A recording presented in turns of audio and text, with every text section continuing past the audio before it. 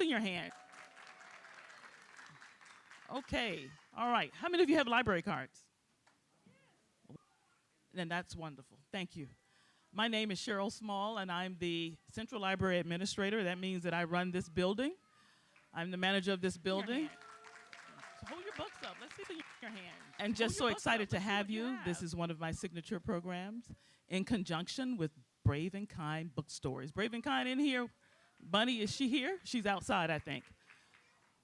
And so, apologies for the slight delay. We will do the book signing after Ms. Sumpter speaks. And so once we're finished, you'll go back outside and we'll line up and get your book signed and take pictures and have those conversations that you're wanting to have. My name is Cheryl Small, and I'm the Thank you once again for being here. That means that I run this building. I'm the manager of this building. So I'll start with just a very brief introduction. You already know who's here. Who's here, everybody? Tika Sumpter is here. She's an American actress, producer, and speaker who has worked in television, film, and modeling. She first hosted Best Friends Date and appeared in the soap opera. Does anybody know? The soap opera. One Life to Live. That's right. That's right. And that was from 2005 to about 2010. Ms. Sumpter is known for her roles as, does anybody know her role in The Gossip Girl? What was the name? Do you know? Raina Thorpe. And then she was in the Haves and Haves Not as, does anybody remember that name? Candace Young. Yes, yes, yes. All right. Further ado, you know who you're here to see. We're going to give her a Hello.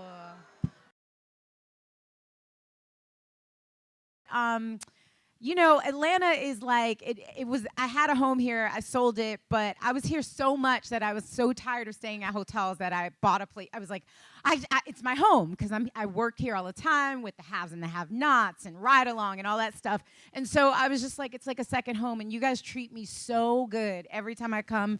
The love that I get, I just feel it, and that's why I love doing things like this, because I love seeing people, I love hugging people, I love taking pictures with people. It feels like a family reunion every time, and I see you, you see me, we see each other, okay?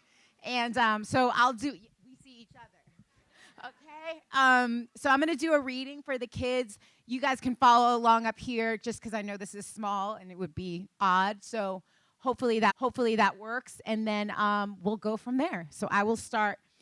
And I wrote this book, just so you guys have a little background. When I became a parent, a mom, I didn't realize how much I'd be apologizing to my 8-year-old. And I know that's odd because I didn't grow up with that, you know, and it was a different time. I love my mama so much, but it was more like, you know, cry or I'll give you something to cry about kind of thing. You know what I mean? It was sit down and be quiet, and I think there's like an old school and new school version that kind of meets in the middle where there's still respect, but there's also we give our children a voice to talk, because as an adult I had a hard time finding that. And so I really believe when my daughter if I do something wrong and she's like, Mom, that wasn't, you taught me that to be kind. You taught me to be kind. And it's like, it's not do as I say, they do as you do. And so I think it's so important to apologize. That doesn't take away power from you. It actually gives them power to be the adults you want them to be, to stand up for themselves, to say no, to also take responsibility, all the things we want in our own kids. And, you know, and I know our grandmothers and our mothers grew up in a different time. Look, I still have the look like, girl, don't. Enough.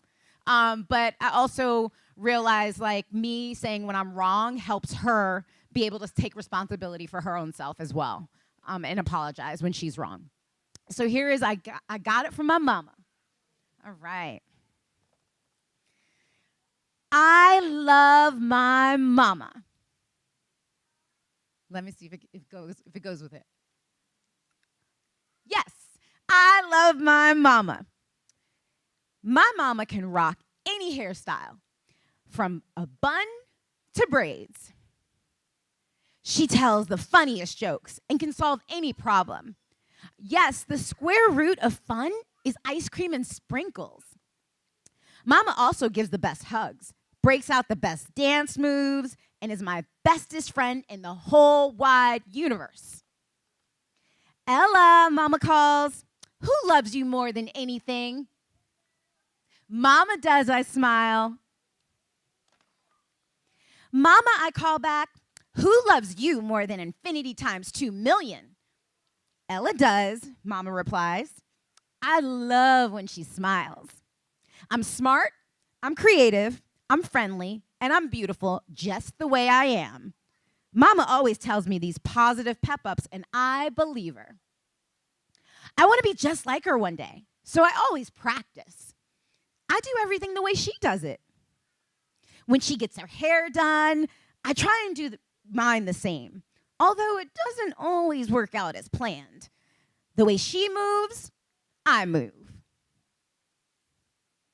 And when I have play dates with my besties, Clara and Layla, I give them the biggest snuggle squeezes ever to show how much I love them. Just like Mama does when her girlfriends come over for lots of laughs on a Friday night. I even spray my room with dream spray so the monsters won't get me. Just like Mama sprays herself with gardenia perfume on a date night with my dad. I spray a bit too much sometimes, but who cares? Because I got it from my mama.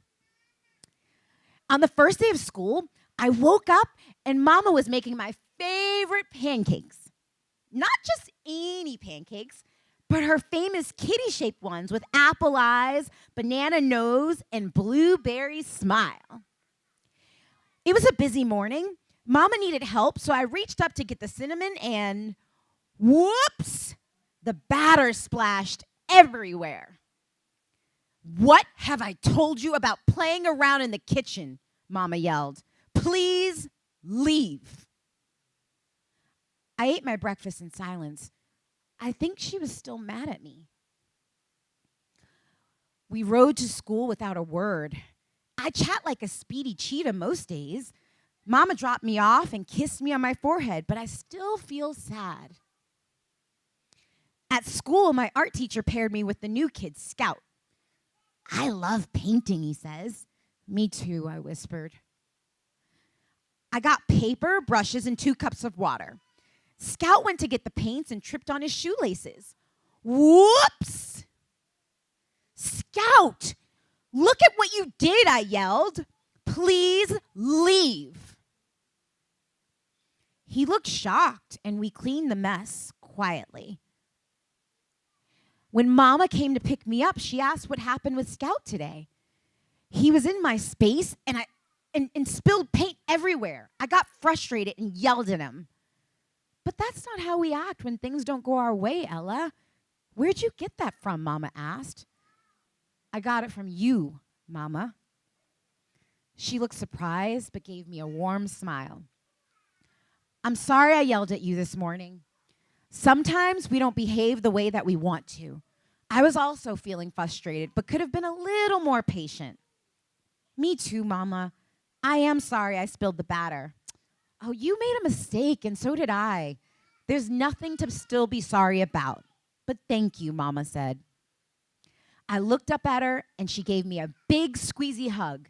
The bad feeling in my belly disappeared. And the next day at school, Scout was sitting in a different seat.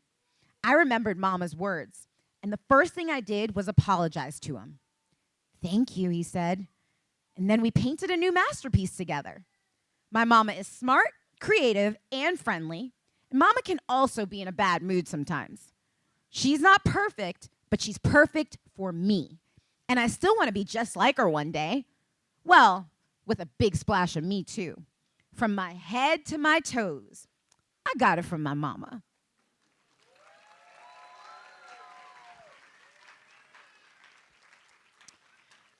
Yeah, so I mean, tell a friend to tell a friend. It's available now. And then also, it actually came from, we have a podcast that you can get on any platform. It's called Adventures of Curiosity Cove, AOCC for short. But I actually came up with the podcast first, and then this book came out of that. There's a series called Ella the Curious. It's about a third grader who kind of, is trying to figure out the world. And then there's other one-offs. But I actually made that podcast to kind of give parents a break. Sometimes you need a good 10, 15 minutes by yourself, or to like make the food, and you're just like, you also don't want to always sit them in front of the TV or the phone or whatever, and just to give yourself a break. It's a really good listening and imagination, creative way to, get words out, and they can draw while they're doing it. So I hope you guys all subscribe and download to that, because it's my heart and soul. And just thanks again for being here, and I can't wait to meet each and every one of you and sign your books. And yeah, thank you.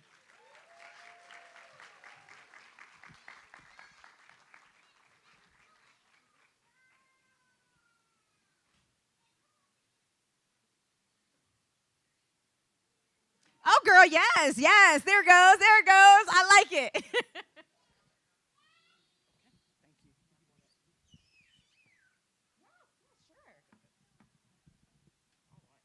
All right, everybody. Let's see. We'll take a few questions.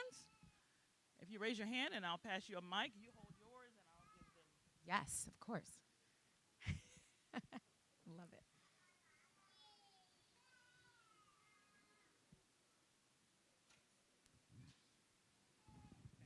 Hey, Miss Sumpter, I just want to say pleasure to get to meet you in person, and thank you for real. That book meant a lot, and it's going to save a lot of us for real. Thank you. I really Sure. appreciate that. So my question is, when you realize your daughter getting frustrated and stuff like that, in what ways do you help her release her emotion? Ooh, yeah, that's a good question. If I'm not frustrated myself. What I do say is, if she says something kind of out of turn, I'm like, is that a good way? Is that a good way to talk to? Is that the best way to say it? First of all, I ask her so she can think about what she said. I tell her to take some deep breaths. Let's relax. I don't tell her calm down, because you know how somebody tells us calm down. That is the worst way to talk. Calm down, because that's a combative way. I just try to, when she gets upset, it's usually me she's calming down, to be honest. She's like, literally touches my heart, like puts her hand on my heart and says to breathe. And I'm like, she's like, it's okay. So what I try to do for her is I try to ask her questions in the moment. And I try not to antagonize her in the moment, because when we're both frustrated, you could be like, well, okay, we'll go in your room, go back and forth, and it doesn't do anything. It just is two frustrated people. And if I need to take a moment, I just say, I need a moment. Let me come back to you. As long as she knows I'm coming back to her, so we can. It's all about the repair, right? It's about the repair. Right. It's about how do we fix this, right? It might not be fixed right this second, because mom's really angry right now. But, and I know I just made it about me, because that's what I'm saying. She's a little bit more, and I hope Nick and I did this really well, where we helped her understand her emotions. But I usually just ask questions. I just ask simple things like, well, how did that make, like if she comes home from school and something happens with a friend, I'm like, well, how did that make you feel? And we just keep asking questions, and she kind of comes to her own answers. Wow, that's amazing. So it's really cool. It's really cool. We got that from our therapist. Thank you.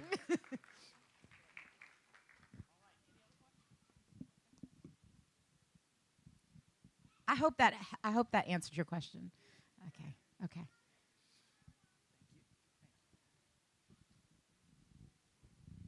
Good evening. Hello. So, if you'll indulge me, I have two questions. Sure. The first is for you. I know a lot of moms, we have ideas about what. Thank you, baby. There we go. No, girl. Oh, you want the mic, girl. I know we all have ideas about what we think our motherhood journey will be like. Talking to the mic. What has been the most surprising part of your motherhood journey thus far?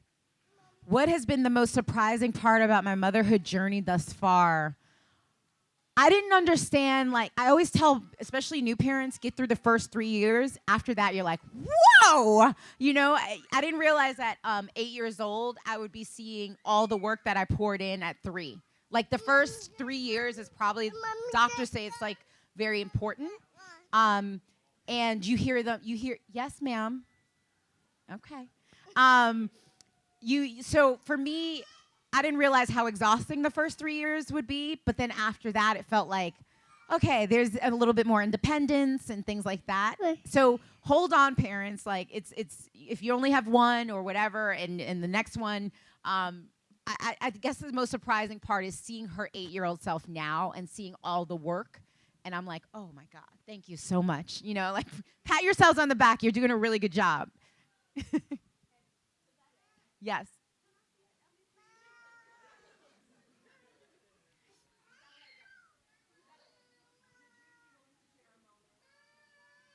It's okay, bub. It's okay.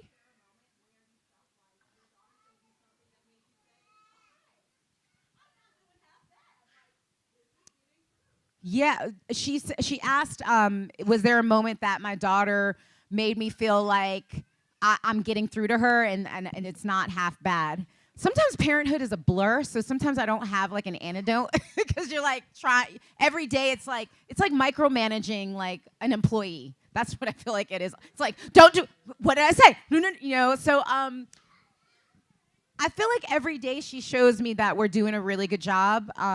Is she okay? Okay. Okay. Okay. Okay. Okay, I'm just making sure. You're welcome. I think how I see it every day. I see that the way she expresses herself or explains herself. I'm like, and we read a lot of books to her.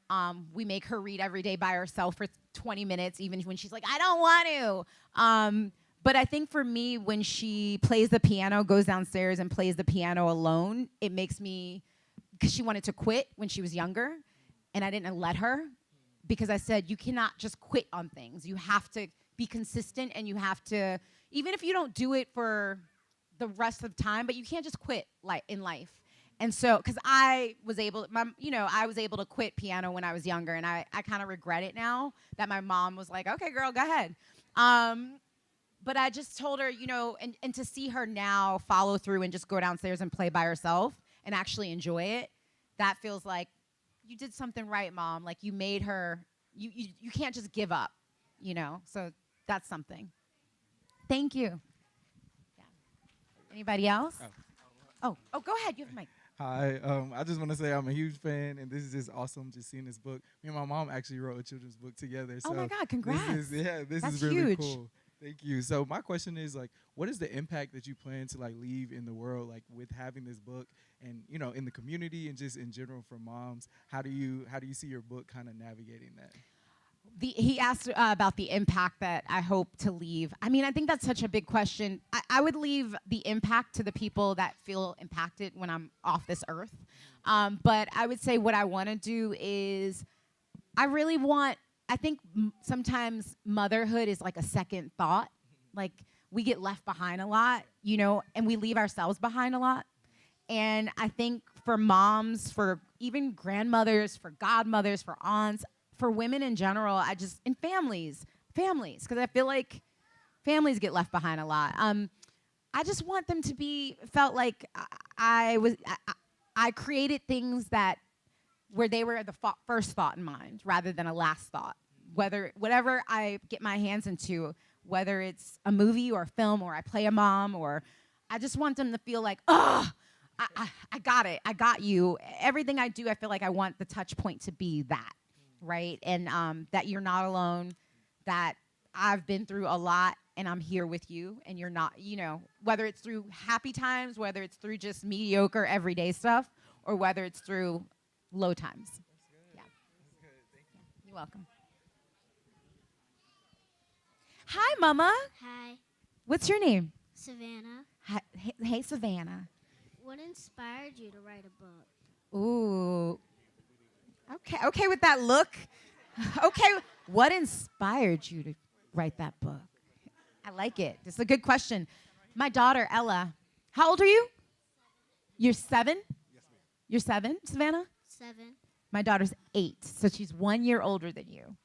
My daughter is a curious child, and she's a strong-willed child. And she asks a lot of questions, whether I like it or not. And she wants to know answers. And so I wrote Ella the Curious, which is Adventures of Curiosity Cove, because of her. Because I wanted to do something fun for her, something that she could see of mine, something that I can complete when she. I think all parents want our kids to be proud of us, and even with this book, I'll just share. When I wrote it, she saw like all of there's a lot that goes into writing a book and to getting it made, right? And when I got the physical copy, all she said to me was, "You did it, Mama. You did it." And I feel like I won. No matter how much it sells, I won because my daughter, Ella, saw me complete something. And that means a lot to me. But I wrote it because I know there are kids who are loud and rambunctious and curious and ask questions. Like when she asked me, like, well, did you have to yell that loud? You know, like I hear you, Mom. Or she says, Mom, you cut me off. I wasn't finished talking because I thought what I had to say was more important. So I think a lot of kids can, understand that, understand Ella. So that's why I wrote it. Does she do what you do? Does she? So I read her the book. Sometimes she's a little like, I'm like, Ma, she's in the phase now where I think I'm cool, right? So I'm out and I hear a song and I'm like, hey, and she's like, please stop. Literally, she says, please stop. She doesn't want to be, she doesn't think I'm cool. She only thinks I'm cool when Sonic's around, right? That's the one thing she thinks, but yeah, so we're at that phase in life where she doesn't want me to dance. So when I read, she has the best dance moves. She goes, do you? Do you? That's her. Anybody else? Hi. Hi. I bring you greetings from the greater Detroit, Michigan area. Woo, Okay, Detroit. This is indeed a pleasure. I'm glad I got the opportunity to see this because I am a grandmother of a 2-year-old. So as you read this book, it was kind of funny because it says I get it from my mama. Well, my grandson gets it from his grandmother. Well, honey, hopefully this is a whole series. I get it from my mama, my grandmama, my daddy. Every time I kept saying things, I was laughing because I say some silly things to him, some little funny things. Yeah. If I say yickadee, he says it back. Yickadee. I'm like, yickadee, and he'll walk in my house talking about yickadee. Right. Right. But, what a cute book, and I can't wait to get back to Michigan to read this book to my grandson. Thank you. That means the world. Thank you so much. Thank you. Sure.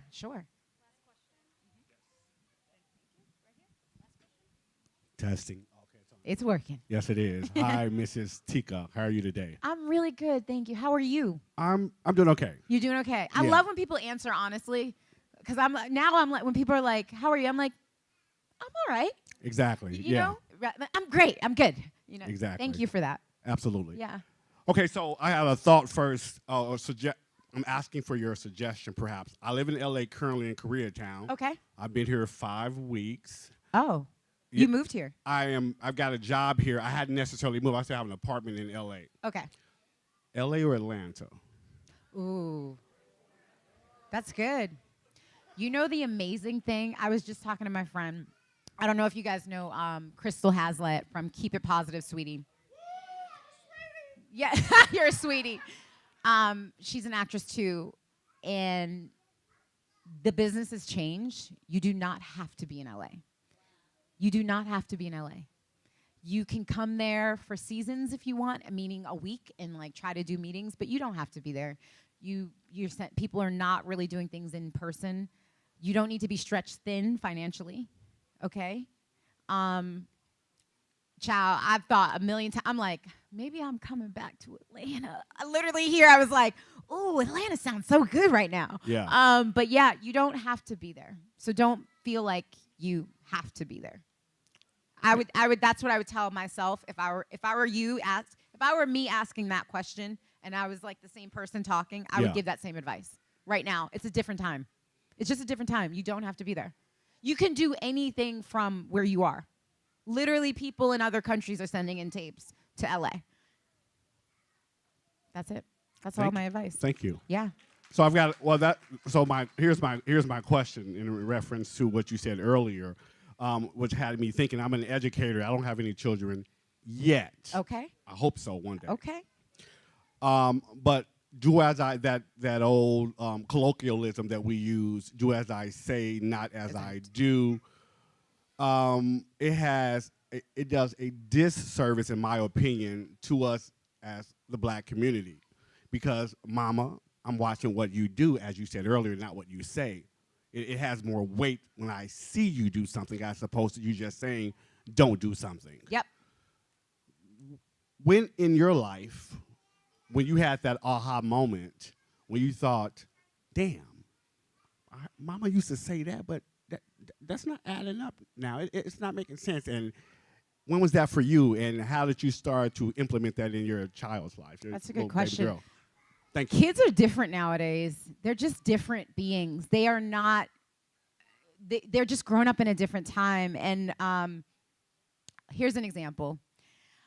I saw something on the internet, and I was like, well, no, and I heard my mom say this too before, but I also was like, we were talking, and I don't know why I even said this to my daughter. I don't know why. I was like, I'm just going to, I need to show her that.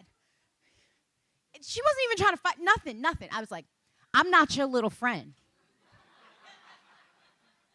Yeah, I'm not your little friend. She was like, okay. So her and my husband and her are like best friends. They are like besties. So they're talking one day, and she's like, Dad, you're my best friend.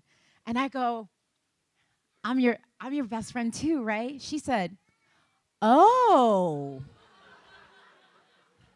You said, I'm not your little friend.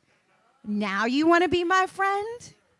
And I said, no, I've always wanted to be. I'm your mom. She goes, I know you're my mom. She said, but now you want to be my friend? So now they're listening, okay? They are not silly. These little babies are geniuses. I'm telling you.